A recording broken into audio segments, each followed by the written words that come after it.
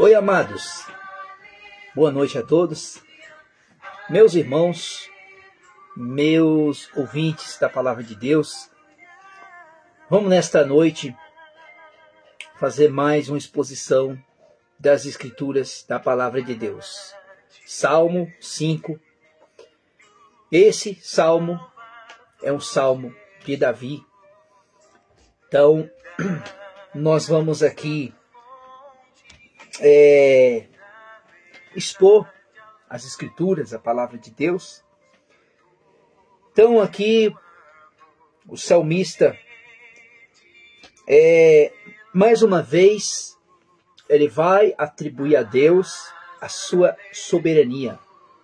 Vai mais uma vez atribuir a Deus o seu poderio, a sua confiança no Senhor. Então aqui, no mesmo contexto, do 3, do 4 e do 5, Davi estava sendo perseguido pelo seu filho Absalão, que o próprio filho se revolta contra o rei Davi. Então aqui nós vamos aqui compreender a palavra do Senhor, a palavra de Deus, que Davi estava num momento de angústia, pedindo um alívio para o Senhor, pedindo um socorro de Deus, um socorro do Senhor. Então, quero pedir para você, se você tiver Bíblia aí, acompanha comigo, em nome de Jesus. Então, o verso 1 do Salmo 5, vai dizer assim: dá ouvidos às minhas palavras, ó Senhor, atende os meus gemidos.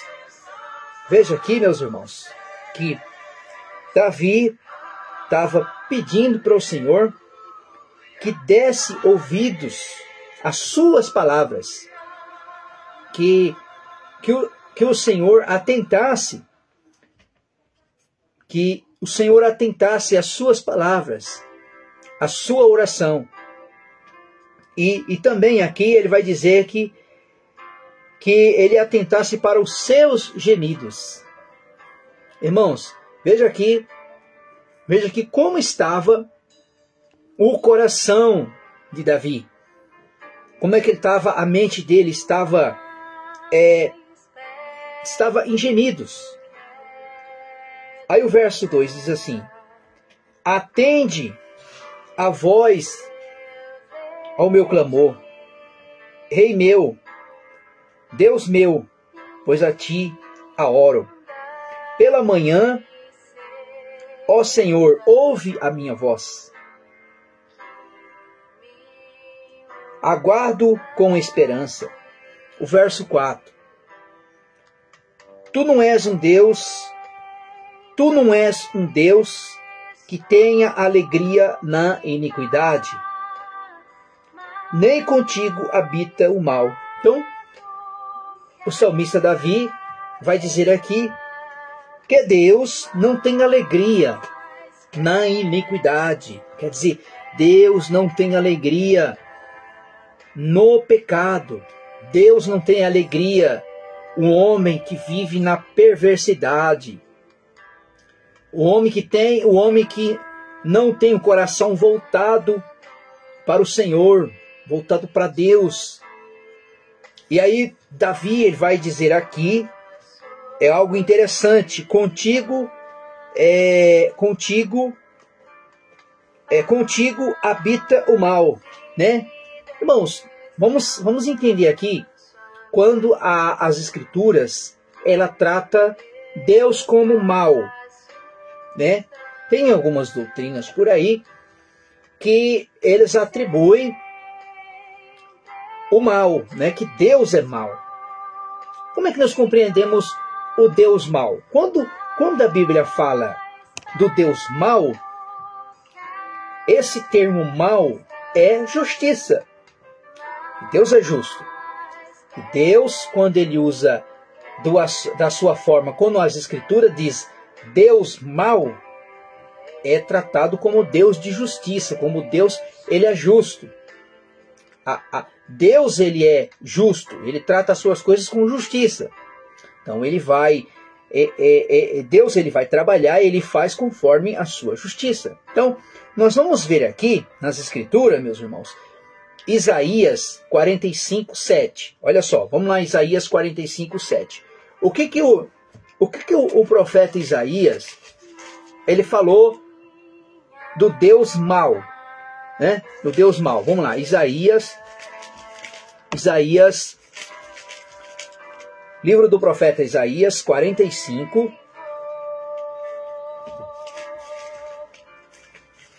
Isaías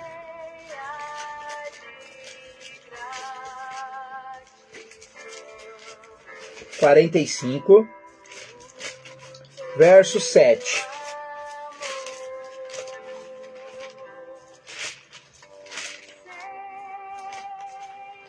Quarenta e cinco, 7 diz assim: Eu formo a luz e crio as trevas. Eu faço a paz e crio o mal. Eu sou o Senhor, faço todas as coisas. Se nós pegarmos somente esse versículo e tratar, né, que Deus tem participação com o mal, então nós vamos entender que verdadeiramente é isso que o profeta Isaías está atribuindo. Ele diz: eu formo a luz e crio as trevas, e faço a paz e crio o mal. Eu sou o Senhor, eu faço todas as coisas. Se nós pegarmos todo o contexto do profeta Isaías 45, nós vamos ver que aqui Deus vai usar de uma forma para aplicar o seu juízo sobre os judeus, sobre o povo de Israel. Se você pegar o verso 1 do Isaías 45, 1, Isaías está fazendo uma profecia a Ciro, que logo 200 e poucos anos à frente, essa palavra se cumpriu. Se cumpriu como? Quando Nabucodonosor levou os judeus para cativo para a Babilônia, o Império Persa, que era o Império Ciro, vence o Império Babilônico e liberta os judeus para voltar novamente para a sua terra natal, que era Jerusalém. Então, quando é usado deste texto, desta forma, é a forma que Deus usa para trazer justiça, para trazer juízo. Então, essa é a forma do Deus mau. Então quando nós compreendemos a soberania de Deus, é que Deus, ele mata, ele fere, ele faz da forma que ele quer. E isso não é atribuído ao Deus mau, é o Deus justo. Deus, ele é justo. Olha só também aqui o que o nosso irmão Tiago, o discípulo de Jesus, discípulo de Cristo, Tiago vai dizer aqui, Tiago, capítulo 1, Tiago 1,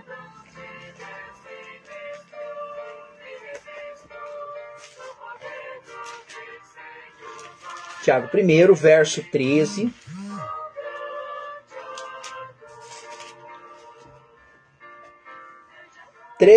E o 14.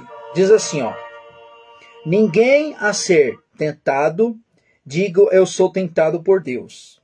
Pois Deus não pode ser tentado por mal. Ele a ninguém tenta. Verso 14. Cada um, porém, é tentado por sua própria cobiça. Quando está, atrai ou seduz. Então, o que o nosso irmão de Jesus servo de Deus, discípulo de Cristo, Tiago vai dizer: ninguém ser tentado, diga que foi Deus. Foi Deus que lhe tentou. Deus lhe tenta para o mal? Deus lhe tenta para você cair no pecado? Não. É por isso que nós não podemos atribuir aquilo que aconteceu no Jardim do Éden, a queda da humanidade, a Deus. Deus, ele que permitiu. Então, olha o verso 13. Ó. Ninguém ao ser tentado, digo, eu sou tentado por Deus. Pois Deus ninguém pode ser tentado pelo mal. A ele ninguém tenta. Então vamos ver aqui, irmãos. O inimigo, nós podemos ser tentados por ele. Porque Jesus foi tentado. 40 dias e 40 noites lá no deserto. E mesmo assim, meus irmãos, mesmo sendo tentado por ele, tem uma vontade permissiva de Deus. Porque se Deus o permite, está dentro do seu plano soberano, dentro da soberania. Nós tiramos o exemplo de Jó. Deus permitiu que o adversário fosse lá e tocasse em tudo que Jó... Então, tudo que acontece no mundo,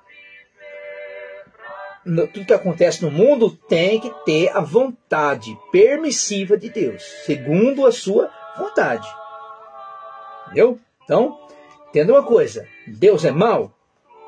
Sim, mas essa forma mal é para que Deus aplique a sua justiça. Então, vamos voltar aqui aos textos das Escrituras. Então, o verso 5 diz assim: os arrogantes não permanecerão na tua presença. Abominas todo o que praticam a maldade. Depois daqueles que proferem a mentira, o Senhor abomina o traiçoeiro e o assassino. E porém, pela grandeza da sua misericórdia, entrarei na tua casa, e o teu temor me inclinarei para o teu santo templo.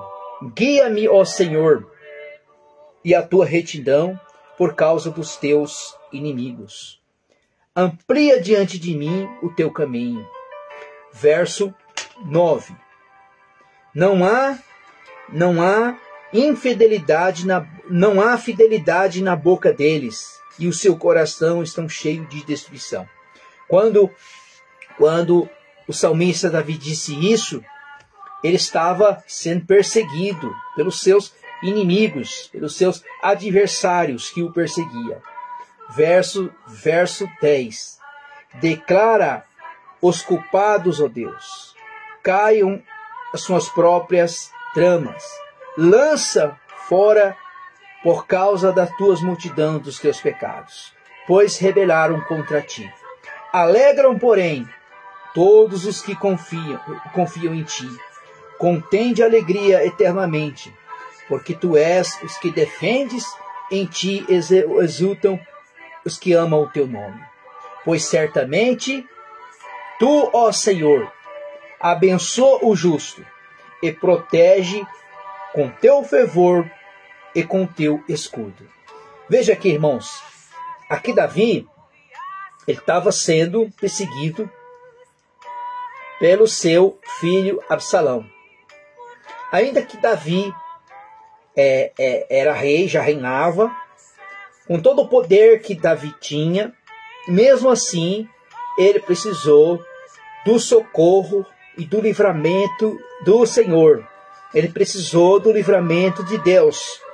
Porque o verso 12 vai dizer, pois certamente tu, ó Senhor, abençoaste o justo.